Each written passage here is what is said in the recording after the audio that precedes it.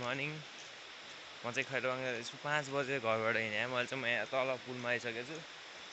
जाने चाहिँ कोही भएन अनि मलाई चाहिँ कस्तो हुन्छ नि मतलब घुम्न मन लागिरहेको थियो त्यो म यत्तिकै हिँडिरहेको छु सामानहरू ब्यागमा राखेँ नुहाइधुवाइ गरेँ अनि म चाहिँ हिँडिरहेको छु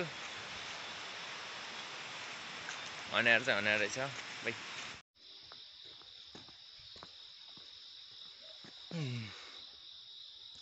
म चाहिँ जगुदे खोला आइसकेको छु सिरनर आइसकेको छु नयाँ बस आएको म चाहिँ खैरवाङ जाने यहाँ नगर बस पनि छ के गरौँ हिँड्दै जाने कि नगर बस चाहिँ गइहाल्नुपर्छ क्या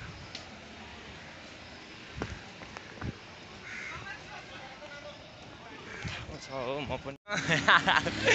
लगेन भन्दा नि मलाई हुन्छ नि बस अलिक लास्टै प्याक रहेछ क्या त्योभन्दा हिँड्दै जाने राम्रो लाग्यो सिरनर नयाँ बस पार्क दामी छ अनि अब चाहिँ म यहाँबाट हिँडेरै जान्छु जे हुन्छ हेरौँ उकालो त धेरै छ बसले कस्तो बस तानी सक्यो नि यहीँनिर गइरह ठुलो रहेर तल मामाहरूले चेकिङ हान्नु भए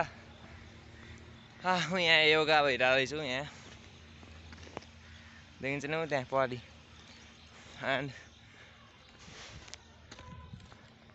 म चाहिँ गइरहेको छु ल खै को नानीलाई पर्खेको रहेछ नगर बसले अब आफ्नो गयो होला नि त नगर बस ओभर प्याक भइगएको थियो कि राम्रो हुँदैन नि त त्यस्तोमा धेरै पनि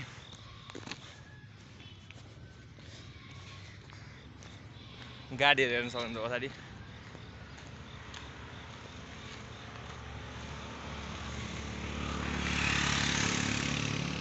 एउटा रेड एन्ड ट्याक्सीहरू त झन् यति धेरै छ नि यति धेरै छ एउटा आउँदैछन् पछाडि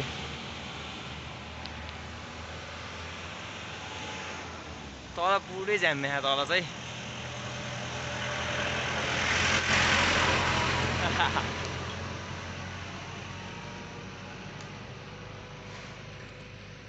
यस्तो हो अहिले हो नि त मेरो उहाँ बाटो पनि रहेछ हौ उमेर अहिले जति घुम्दा जति जे गर्दा नि अब पछि त बुढेसकालमा सकिँदैन नि त हिँड्ने